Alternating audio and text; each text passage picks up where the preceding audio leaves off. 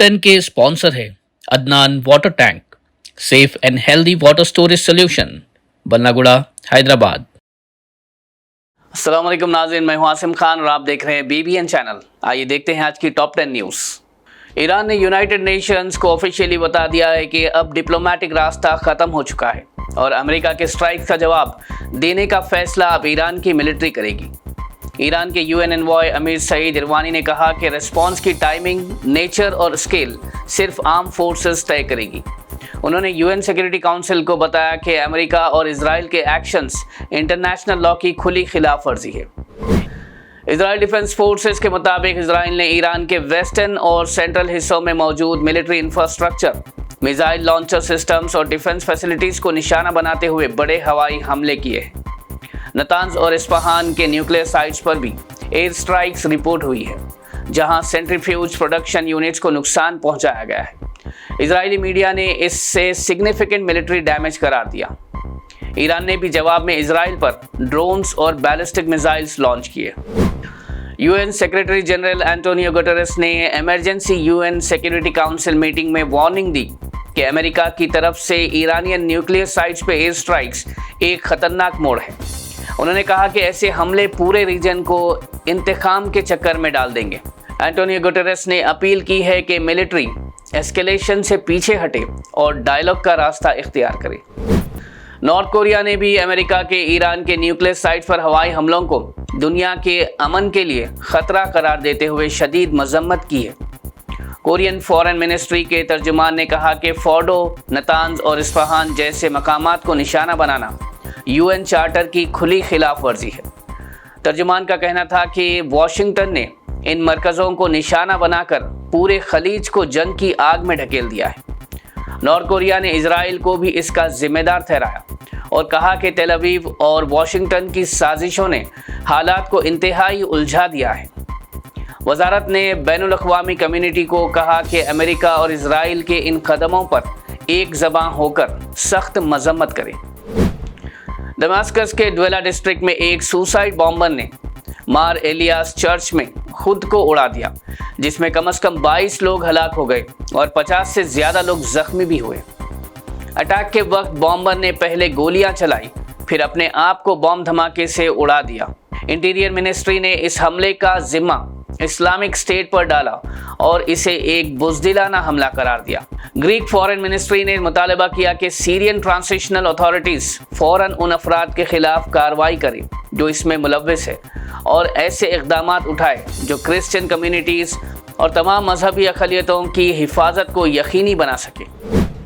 Middle east में बढ़ती tensions के दरमियान ऑयल मिनिस्टर हरदीप सिंह पुरी ने मुल्क को तसल्ली दी है कि भारत के पास फ्यूल और गैस का काफ़ी स्टॉक मौजूद है।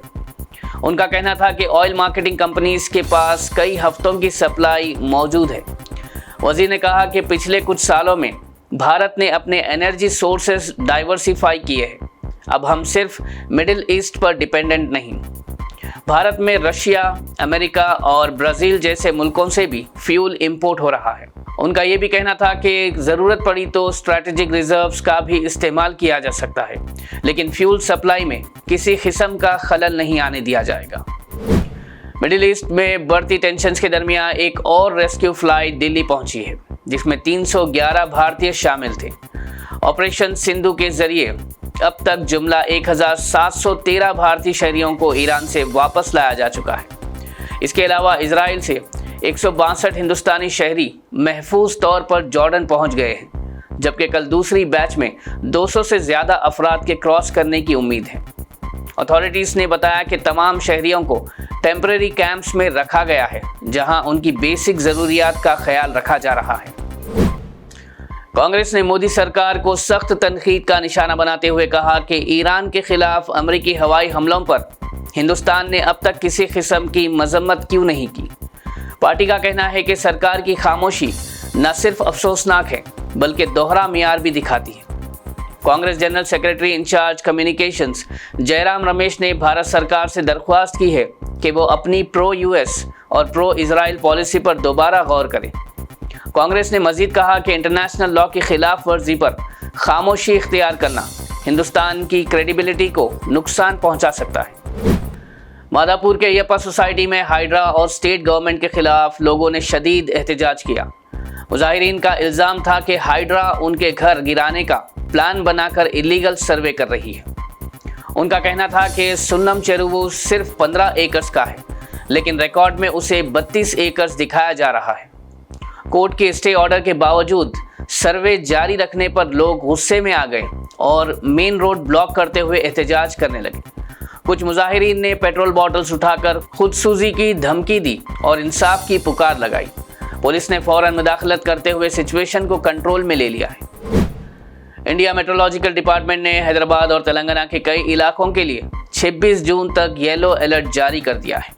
अगले कुछ दिनों तक हल्की से लेकर मॉडरेट बारिश, बिजली की चमक और तेज हवाओं का इम्कान है। वेदर एक्सपर्ट्स के मुताबिक मॉनसून की एक्टिव वेव के चलते बादल घने रहेंगे। दिन भर ह्यूमिडिटी और शाम के वक्त बारिश का सिलसिला जारी रहने का इम्कान है। म्युनिसिपल टीम्स को अलर्ट कर दिया गया है और आवाम से भी अपील की गई है कि सेफ्टी इंस्ट्रक्शंस को फॉलो करें। नाज़रीन, ये थी आज की टॉप 10 न्यूज़। देखते रहिए BBN चैनल। मुझे दीजिए इजाज़त। अल्लाह हाफिज़। Adnan Water Tank presents Adnan Auto Clean Water Tanks for the first time in India. ये सेल्फ क्लीनिंग वाटर टैंक्स हैं जिनको लगाने से आपका पानी बैक्टीरिया और जर्म्स से महफूज रहता है और आपके घर में बीमारियों का डर कम हो जाता है। फोम लेयर का इस्तेमाल करके 4 लेयर्स में इन टैंक्स को बनाया गया है।